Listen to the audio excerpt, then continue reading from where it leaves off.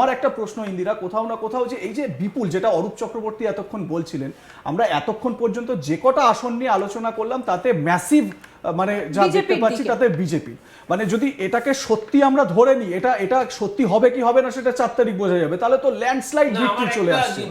আমি ম্যাক্সিমাম নয়, সবকটা সবকটা এখনো একটাও দেখাতে পারোনি যেটা অন্য কেউ জিতবে। তার থেকেই বোঝা যাচ্ছে যে তোমার স্যাম্পলিংটা যে এরর নিয়ে এর থেকেই প্রমাণিত। না দেখো, এরর এরকম ভাবে কি বলা যায়, কারণ হ্যাঁ বলা যায়, কারণ গণতন্ত্রে এটা হতে পারে না একটা দলই সব আসন জিতবে। আমি এই কারণে বলছি যারা যারা যারা ভোটার তারা যখন ভোট দিতে যাচ্ছেন, তারা যে বিষয়গুলো কি করে আইডেন্টিফাইড হলো, যারা ভোটার, এদের এলিজিবিলিটি কি? অরূপদা, আমি একটা জায়গায় আসছি, আমি বলছি যারা ভোটার, যারা যখন ভোট দেবেন তারা তাদের যে ভাবনা চিন্তাগুলো করবেন, কোন বিষয়ে তারা ভোট দিচ্ছেন। কিন্তু এটাও ঠিক ইন্দিরা, যে বাড়িতে বসে একজন ঘুমোতে বা একটু দুপুরবেলা নেট সার্ফিং করতে করতে কেউ যদি একটা আজ তাক বাংলার পোল দেখে সে ক্লিক করে দেয়, সে হয়তো ভোটার নাও, তার 18 বছর নাও হতে পারে, কিন্তু সে বিজেপিকে পছন্দ করে, তাই সে বিজেপিকে দিয়েছে। আমরা পরের জেলাগুলোতে যাই শপথ, তারপরে আমরা দুজনের কাছেই আসবো। পশ্চিম বর্ধমানে যাই। পশ্চিম বর্ধমানে পাণ্ডবেশ্বর, তৃণমূল কংগ্রেস 10%, বিজেপি 85%, বামফ্রন্ট 4%, অন্যান্য 1%। দুর্গাপুরে তৃণমূল কংগ্রেস 10%, বিজেপি 85%, বামফ্রন্ট 4%, অন্যান্য 1%। দুর্গাপুর পশ্চিম, তৃণমূল কংগ্রেস 10%, বিজেপি 85%, বামফ্রন্ট 4%, অন্যান্য 1%। এরপর আসি রানীগঞ্জে তৃণমূল কংগ্রেস 11%, বিজেপি 83%, বামফ্রন্ট 4%, অন্যান্য 1%। জামুরিয়াতে তৃণমূল কংগ্রেস 13%, বিজেপি 79%, সিপিআইএম 6%, অন্যান্য 1%। আসানসোল উত্তরে তৃণমূল 11%, বিজেপি 83%, বামফ্রন্ট 4%, অন্যান্য 1%। আসানসোল দক্ষিণে যাব। আসানসোল দক্ষিণে তৃণমূল কংগ্রেস 11, বিজেপি 84, বামফ্রন্ট 4, অন্যান্য 1। এরপর কুলটিতে তৃণমূল 11%, বিজেপি 83%, বামফ্রন্ট 5%, অন্যান্য 1%। এরপর বারাবণীতে তৃণমূল কংগ্রেস 10, বিজেপি 83, আইএসএফ 6, অন্যান্য 1। এরপর নজর রাখবো বীরভূমের দিকে। বীরভূম জেলার 11টি সিট। দুবরাজপুরে তৃণমূল 13%, বিজেপি 81%, বামফ্রন্ট 5%, অন্যান্য 2%। শিউরিতে যাব। শিউরিতে তৃণমূল কংগ্রেস 13%, বিজেপি 81%, বামফ্রন্ট 5%, অন্যান্য 1%। বোলপুরে দেখা যাচ্ছে বোলপুর বিধানসভায় তৃণমূল 13%, বিজেপি 80%, বামফ্রন্ট 5%, অন্যান্য 2%। তৃণমূল কংগ্রেস নানুরে 14%, বিজেপি 79%, বামফ্রন্ট 5%, অন্যান্য 1%। লাভপুরে তৃণমূল কংগ্রেস 10%, বিজেপি 85%, বামফ্রন্ট 4%, অন্যান্য 1%। সাঁইথিয়াতে তৃণমূল কংগ্রেস 11%, বিজেপি 84%, বামফ্রন্ট 4%, অন্যান্য 1%। ময়ূরেশ্বরে তৃণমূল কংগ্রেস 10%, বিজেপি 84%, বামফ্রন্ট 5%, অন্যান্য 1%। রামপুরহাট তৃণমূল কংগ্রেস 14%, বিজেপি 79%, সিপিআইএম 5%, অন্যান্য 1%। হাসন কেন্দ্র থেকে তৃণমূল কংগ্রেস 15%, বিজেপি 78%, বামফ্রন্ট 5%, অন্যান্য 2%। নলহাটিতে তৃণমূল কংগ্রেস 13%, বিজেপি 80%, বামফ্রন্ট 5%, অন্যান্য 2%।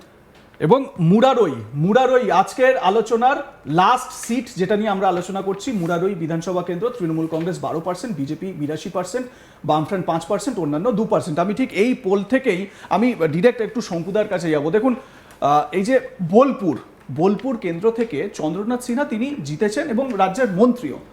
এবারে সেখানে তার একটা প্রভাব রয়েছে, অনুব্রত মণ্ডলের মানে সংগঠন সেখানে শক্ত, আপনি অস্বীকার করতে পারবেন না।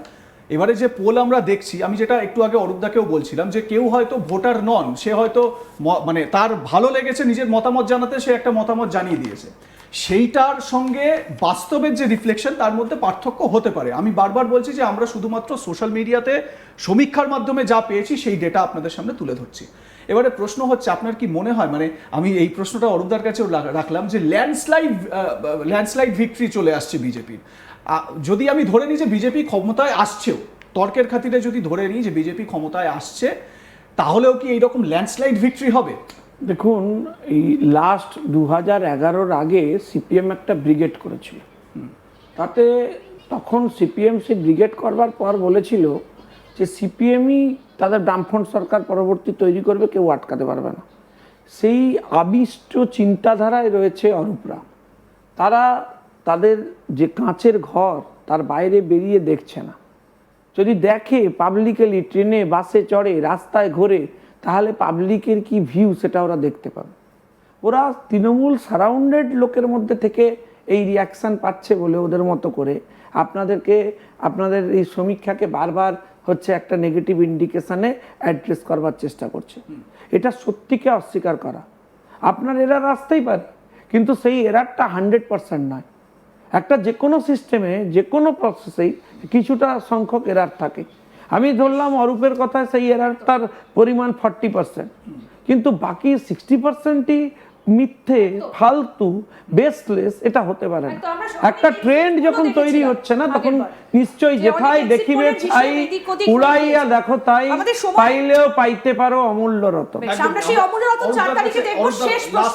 শেষ প্রশ্ন অরূপদা, ওস্তাদের মার হচ্ছে শেষ রাতে, আজকে হচ্ছে 7 তারিখ, 23 তারিখ ফার্স্ট পোল, তারপরে আরো একটা দফা 4 তারিখ ইলেকশন। সেই ওস্তাদের মারটা কি শেষ রাতে কিছু কি অপেক্ষা করছে? এরা ওস্তাদ নাকি? ওস্তাদ তো আমরা।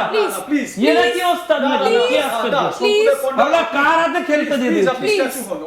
আমি অরূপদার কাছ থেকে শেষ উত্তরটা নেব। 2021 স্লোগান ছিল আপকি বার 200 পার, গঙ্গা পার হতে পারেনি, বাংলার মানুষ পগার পার করে দিয়েছিল।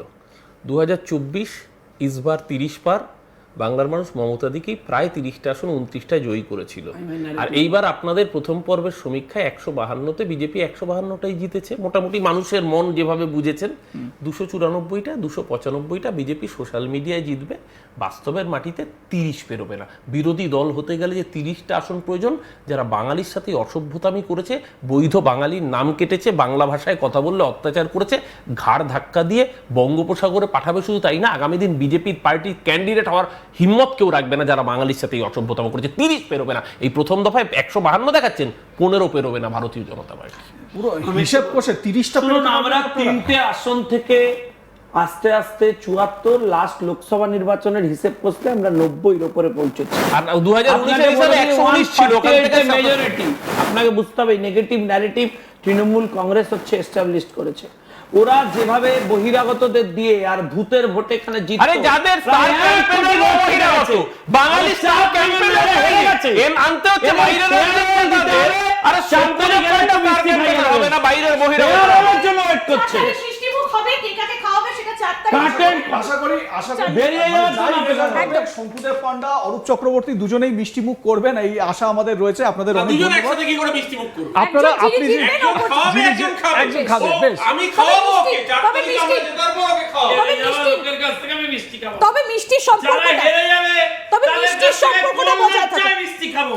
তবে আমি মিষ্টির খাবো, লজ্জা করে চণ্ডীপুরে তৃণমূল হেরে যাওয়া, হেরে যাওয়া। চণ্ডীপুরে তবে তৃণমূল মিষ্টি জেতার পরে আমি সম্পর্কটা- সঞ্জয় পান্ডাকে মিষ্টি হেরে খাওয়াবো।